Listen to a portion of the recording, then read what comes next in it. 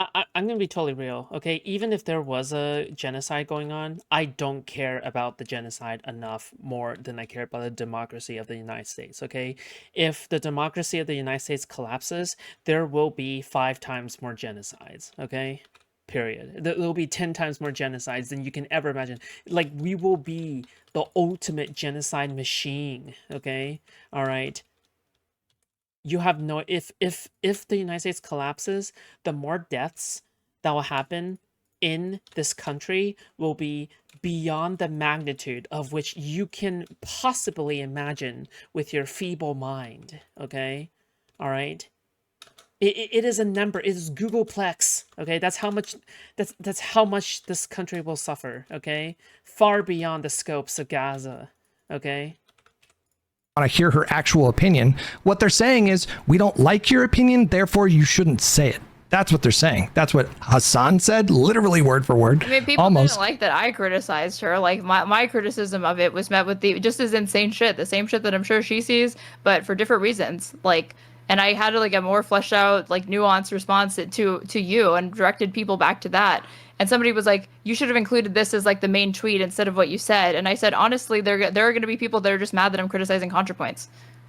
I mean, that's fair. I just like the question is That dynamic exists like everywhere. I don't think it's specific to the like online left or the pro-Palestine left or anything like that. It's just some people are not going to like that I criticize ContraPoints. I mean, you don't like that I criticize ContraPoints, but that's fine. no, I don't. Hang on. I never said don't criticize ContraPoints. Like I wanted to have a discussion with you because I think it's an interesting topic and we can touch on some relevant themes and potentially like touch on some things that will be useful to understand a couple of years from now when the midterms come up. Like I never ever told you or anybody else like don't share your opinion. Like if I don't like Then what's a valid criticism of Contra's thing then? Of this note, I have yet to say a single valid criticism, but I'm not going to tell people. I'm saying that like you're saying that okay, you haven't said you can't criticize her. That's true. But you are saying, and you've been participating in this discourse because the statement's been out for almost a week now, that with everything that you've interfaced with, you've not seen anything that was substantial. You don't even agree with mine, which I feel like is far more nuanced than the majority of people giving her criticism for this. So it doesn't seem like there's a criticism that you would accept because you don't disagree with any part of it. She was saying she wouldn't do anything different than Biden after we had polls showing he was unpopular as fuck.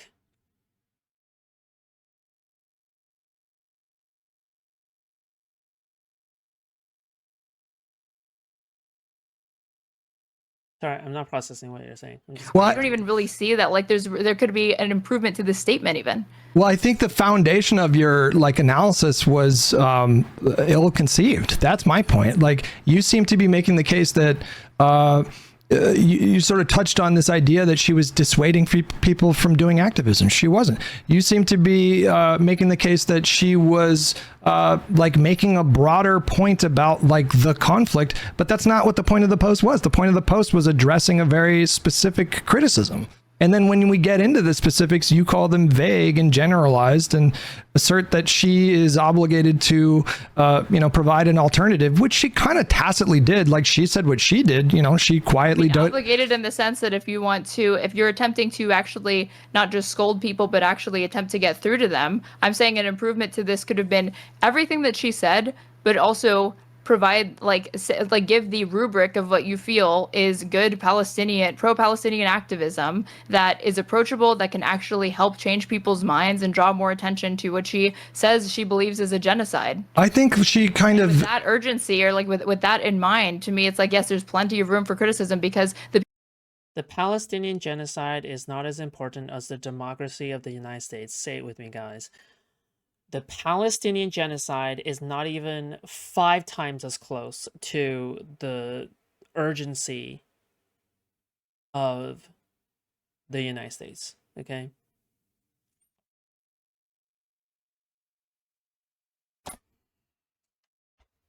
People that needed to hear it the most, in her opinion, were the people that were I got a shout out on Nicholas Yorite. Oh, basically. the most hostile to it. So I'm like, okay, something could have been done better here, right? Because I thought she wanted to reach those people. Well, I don't know if she's trying to reach like those specific people.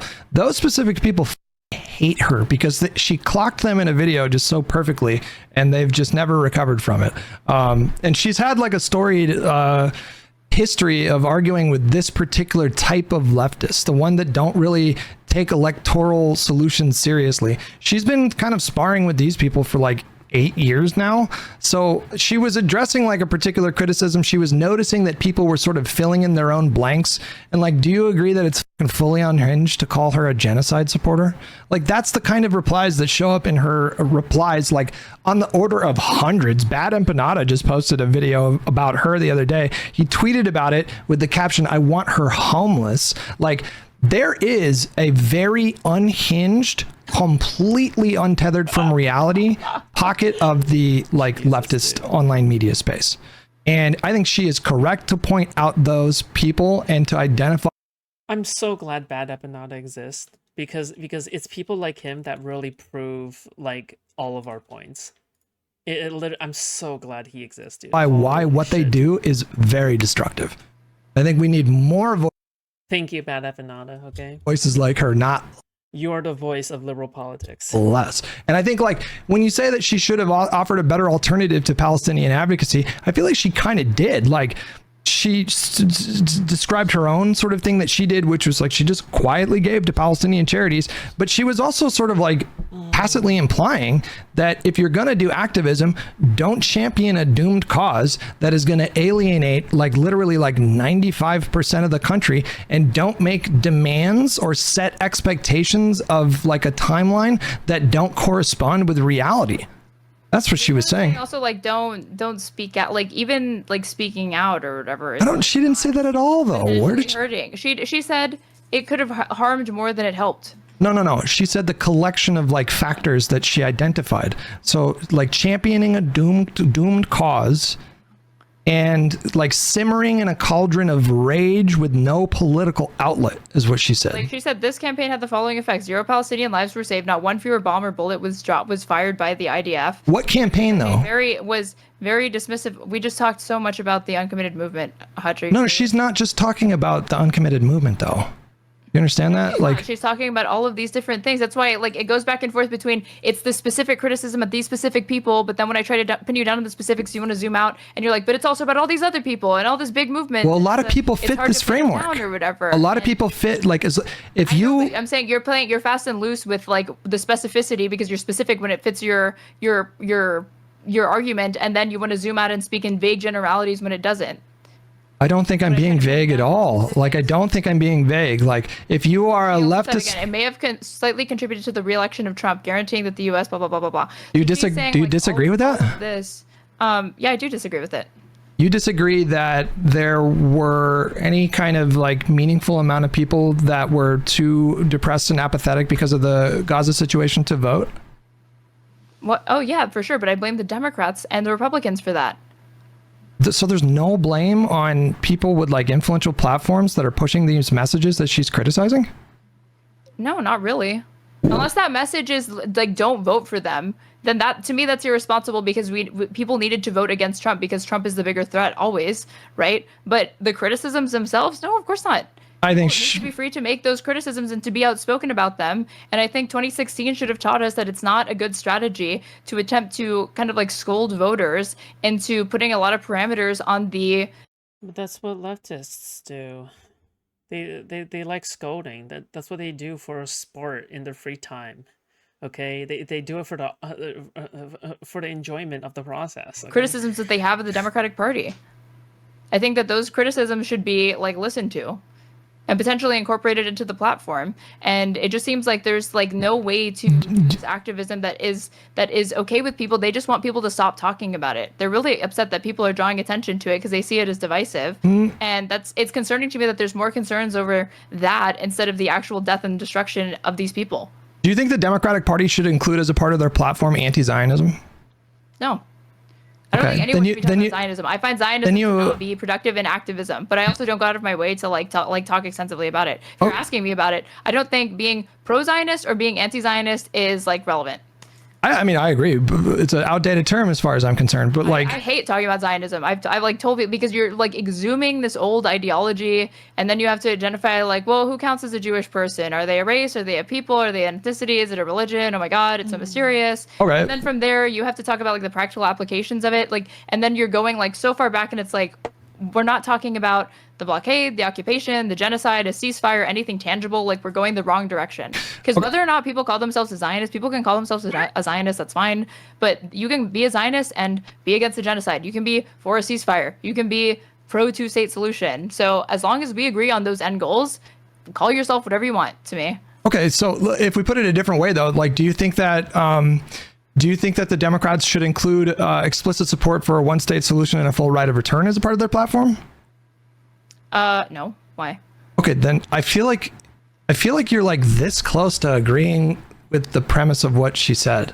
Like, she's not saying, like you keep saying, like, she is not saying don't do any kind of activism or don't talk about the problem. She specifically identified demanding a one-state solution, and then she also identified the futility of expecting that Congress and that administration to stop sending arms. Like, I know people don't want to hear that, but like, it's your job to convince me that Mike Johnson was persuadable on this issue. If you are saying that was like a reasonable demand to expect on a time frame like the ones that they were pushing for. They wanted an arms embargo immediately. There are other mechanisms that the United States could use, like the Leahy laws, to intervene and to not transfer weapons to like frequent violators of human rights and whatnot, that don't include like need the congressional approval, as far as I know. I have to look at the particulars of that law, but like, but if you wanted to, the conversation has moved to like the two-state solution when the priority is like, we can't even start talking about a two-state solution before they stop the genocide or before there's a ceasefire. But that didn't stop activists from demanding a one-state solution. That's her point. But what's yours though? That's a stupid. I do agree with her. It was a doomed demand, and so like they demanded it, and then when people didn't acquiesce, they got filled with rage at those people. What demand? Explain the less limbed opposition towards Trump. Straightrade, yeah, exactly. Well, Straightrade did try to explain it. She said the reason why the leftists don't go after Trump so much is because, I know this doesn't make sense, okay? But it's coming from Straightrade, who is a lefty, okay? She basically says, after Democrats get in power... No, that's not even her reasoning. Her reasoning is that Trump wasn't in office yet. That was her reasoning. Her reasoning was that Trump wasn't in office yet, so it's still okay to criticize Joe Biden. Because Trump hasn't been elected yet, so it's okay to criticize Joe Biden, even though it was like 5 months before the fucking election. And did the Democrats even meet? What was one? I can't think of any off the top of my head. Oh, like, I can give a better argument. Whatever, man. It's just so okay. That's a stupid. problem to me. That's a huge. But I'm not talking about general demands. I'm talking about specific thing here.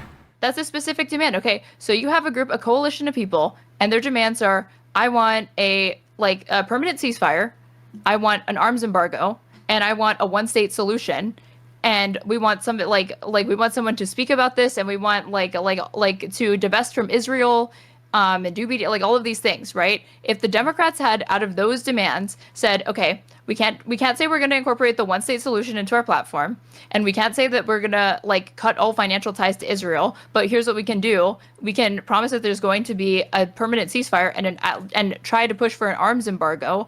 I think those people would have been satisfied.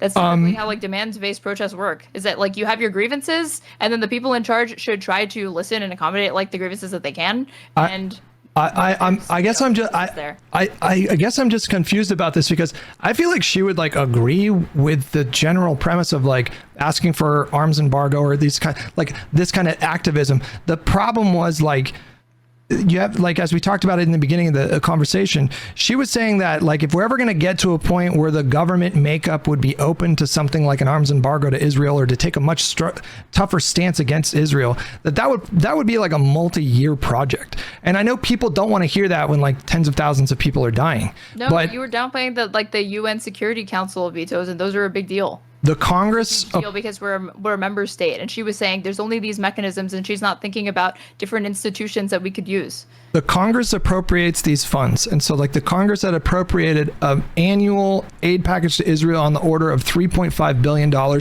shortly after October 7th. The Congress appropriated something like $20 billion to immediately go to Israel to not just like fight Hamas, but like maybe they wanted to send a signal to other regional actors that, you know, don't use this opportunity to try to invade because they have the full backing of the United States. This is tied to U.S. foreign policy that goes back like several decades. She was making the point that like all of these things, if they're going to be unwound, that is going to happen over like a period of, that's going to be a multi-year project to unwind these things. Therefore, like demanding an arms embargo and then saying the Democrats, I'm not going to vote for them because they didn't meet this demand. She's pointing out the futility of that demand. She's saying that like, why would you make a decision that could possibly help someone like Donald Trump win over a demand that had no chance of being met?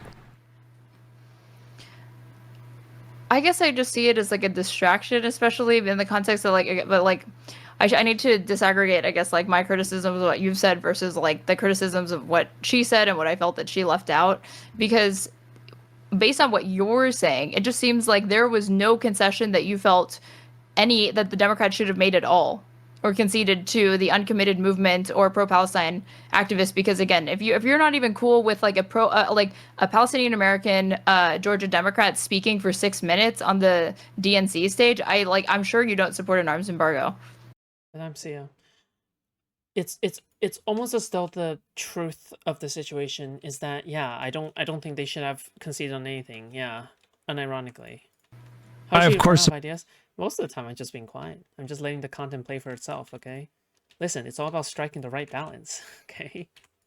Support an arms embargo. I don't know why you would assume that. Like, I'm not talking about like whether like, I guess I just see it as like that's a smaller concession, but you like the larger one. I'm like, I wouldn't assume that you support that if I can't even get you to be okay with the speaker. It's because these are two different topics. You're asking me about like what would I personally like to see happen? That's like a totally different conversation.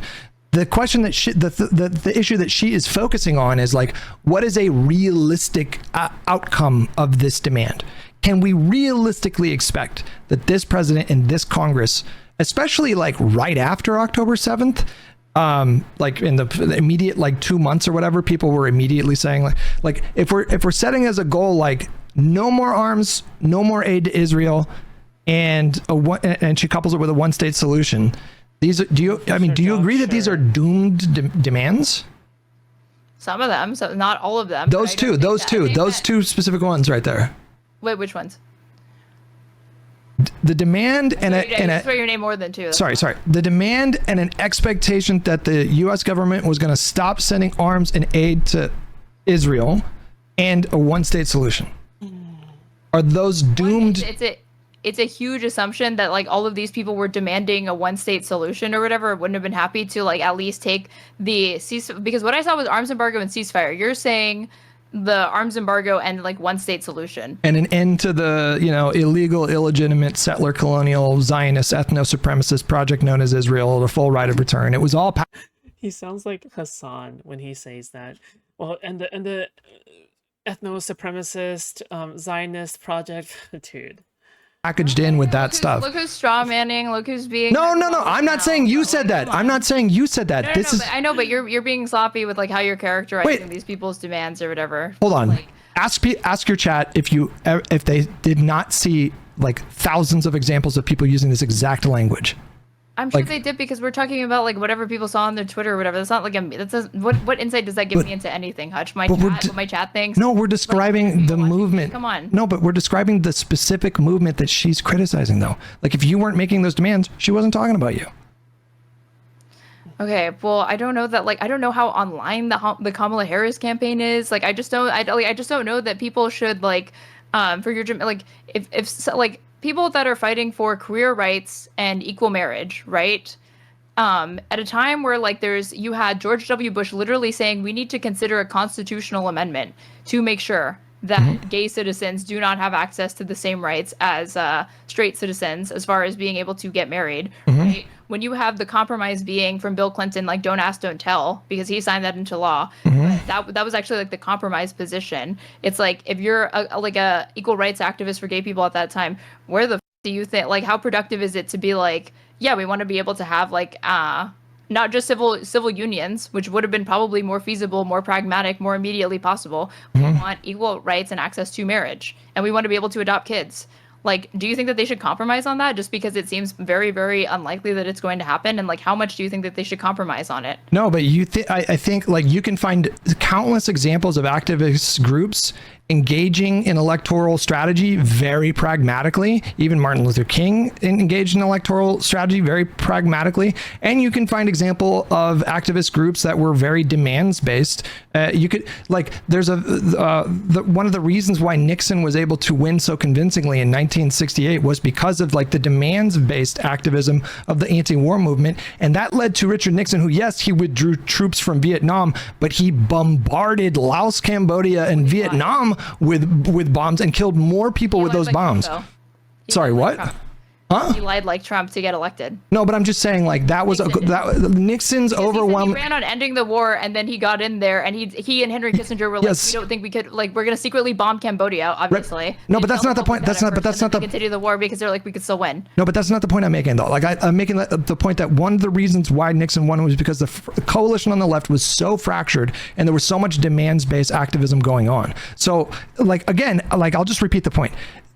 Contra is not saying that like you shouldn't set as a goal transforming the Congress or the party makeups into a government that is more likely to be tougher on Israel. She's not saying don't do that. She's saying that's going to take years. And anybody who was demanding it happen just then in that moment, they were championing a doomed cause, unless you can convince me how Mike Johnson could have been persuaded. So people don't want to hear that because, especially if they're in an activist group, nobody wants to hear like you're not going to be able to do what you want to get done in the next like 6 months. This is going to take a long time. I think if you're saying this could have slightly be contributing to the re-election of Trump and what you didn't make a single difference, you kind of are saying to people like, don't do what you're currently doing, and you're not providing an alternative of what they ought to do.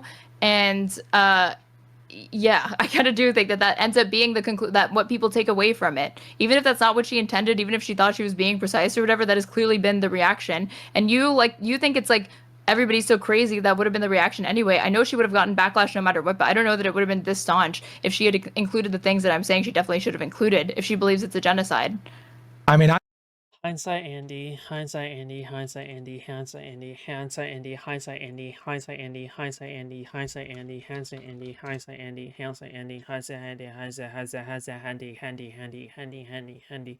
Hindsight Andy, hindsight Andy, hindsight Andy, hindsight Andy. Okay, all right, let's pause it here, okay? They're looping. They're looping very hard on this. Okay, fuck. We need to stop. All right, we need to stop for now. Okay, guys, is there anything else so far? Are we good? We good?